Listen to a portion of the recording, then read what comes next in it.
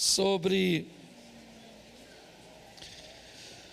o fim dos tempos, dando algumas direções que eu acredito que são simples, porém extremamente importantes, sobre a preparação que precisamos fazer para este momento que me parece estar cada vez mais próximo, que é o momento de Jesus vir recolher a sua igreja. No primeiro culto eu expus, eu só vou fazer um resumo, que eu quero fazer uma outra reflexão com vocês, mas que a história de que teríamos terremotos, que teríamos pestes, ao longo da história isso sempre aconteceu.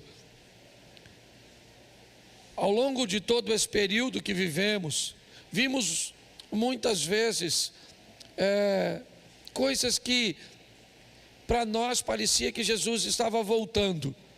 Era pai contra filho, era ganância, violência, fora sinais. Porém, eu não sei se você reparou, de uns meses para cá, o intervalo desses sinais diminuíram. Eles sempre aconteceram, mas os intervalos dos fatos, me parece que eles diminuíram, o que pode estar indicando, sinalizando o momento em que Cristo vai retornar para buscar sua igreja.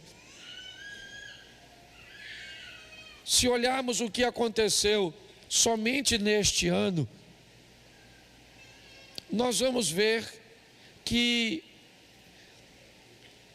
pelo menos acende uma luz de alerta na nossa mente, para fazermos uma manutenção na nossa fé, para estabelecermos para nós um ambiente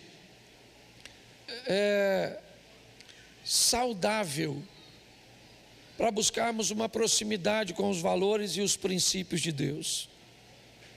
Eu acho que vale ressaltar a seca que estamos enfrentando na Amazônia, a guerra sem precedentes, pelo menos naquela região, e tantas outras coisas que nós estamos vendo acontecer em intervalos tão pequeninos.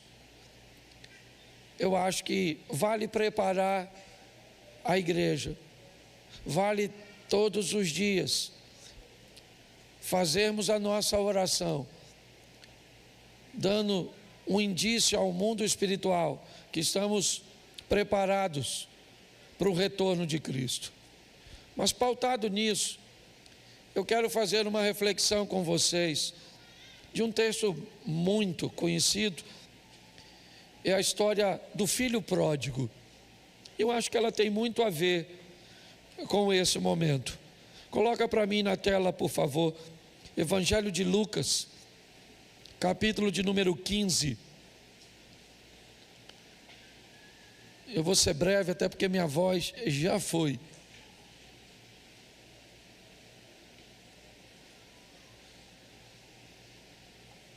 Lucas, capítulo 15, verso 11. Preste atenção, que é uma história narrada por Jesus. Ela é uma parábola, o que provavelmente indica que é uma história fictícia, criada por ele, para trazer uma mensagem. Então é muito importante que você entenda que mensagem Jesus está querendo trazer quando conta essa parábola. Então Jesus continua, ele já contou duas parábolas. Ele já contou a parábola da ovelha perdida, ele já contou a parábola da dracma perdida.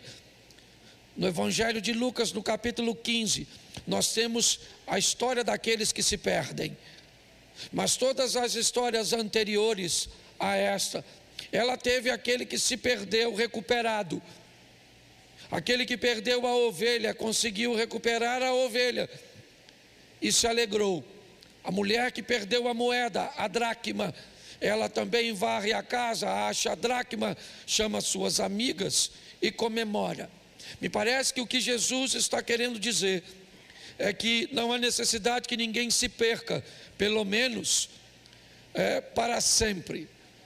A ovelha esteve perdida durante um tempo, e ela sabia que estava perdida, porque a ovelha tem senso de direção. Ovelha se acostuma com a voz do pastor. Ovelha, ela compartilha a presença com o rebanho. Quando ela nota que não há ninguém, não há pastor, não há outra ovelha, não há proteção, ela se sente só. É a primeira história. A segunda história não é ovelha, é uma dracma, uma moeda. Uma moeda se perde e ela não tem senso de direção. Ela não sabe que está perdida. Me parece que a história está falando de que pessoas se sentirão perdidas e outras não. Algumas pessoas saberão que estão no caminho errado e outras não. As duas histórias que precedem a essa, na verdade, é um preparo, é um pano de fundo para a história que Jesus começa a contar a partir do verso 11. Por isso que o texto diz: e continuou. Então o que Jesus vai falar agora? Ele vai falar que certo homem tinha 2 filhos. Talvez um seja semelhante à ovelha, outro semelhante à dracma.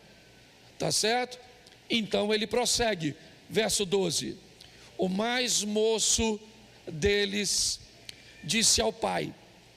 Preste atenção que Jesus vai separar a história dos dois. Ele tem 2 filhos, mas 2 filhos diferentes. Eles moram na mesma casa, eles têm o mesmo pai, mas eles são diferentes. Então Jesus, me parece que quer falar da imaturidade do mais novo. O mais novo dos filhos, ele procura seu pai. O que ele vai fazer? Ele vai dizer: pai, eu quero que o Senhor me dê parte dos bens que me cabe. Esse jovem, ele está querendo a propriedade que lhe cabe. Ele conhece seus direitos.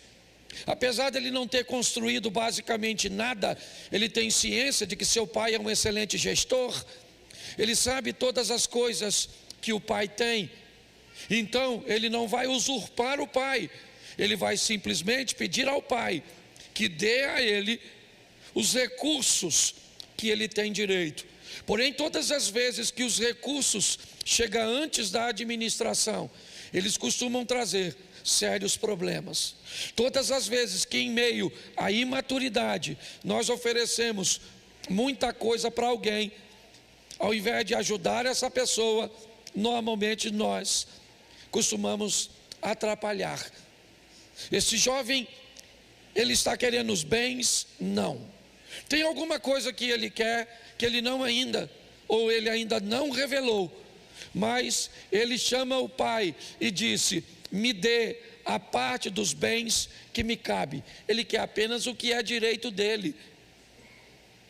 Você pode até dizer: mas pastor, ele não tinha nada, porque o pai estava vivo ainda. Então o pai que definisse. Jesus não questionou isso. Ele procura e diz: me dá parte dos bens que me cabe. É um moço, um jovem que quer isso. Mas preste atenção, porque o verso 12 diz algo que às vezes passa despercebido para algumas pessoas. Vamos lá? E o pai repartiu os bens entre... Preste atenção. Eu não sei se você repara, mas o filho mais velho acaba de receber a parte dos seus bens por causa da iniciativa do mais novo. O texto não diz que o pai dá ao mais novo a parte dele e que retém a do mais velho. O texto diz que o pai reparte entre os dois. Os dois agora têm direito aos seus bens e vão gerenciar esses bens totalmente diferente. Os dois estão ricos. São os dois. O pai dessa história, na verdade, é Deus. Ele tem 2 filhos e vai mapear o comportamento desses dois. O mais moço na imaturidade, certo? Ele vai desejar obter. Você olha, o temperamento dele é diferente. Ele é aquele que vai em cima do pai, ele diz para o pai: é meu e eu quero. O mais velho não. Ele recebe por causa da iniciativa do mais novo. Mas tem algo interessante no verso 13. Passado não muitos dias, o filho mais moço revela o que ele quer. O filho mais moço não queria dinheiro, ele não queria seus bens. O que ele queria é ver o que estava acontecendo lá fora. Tem um mundo fora da casa do pai, coisas acontecem lá fora.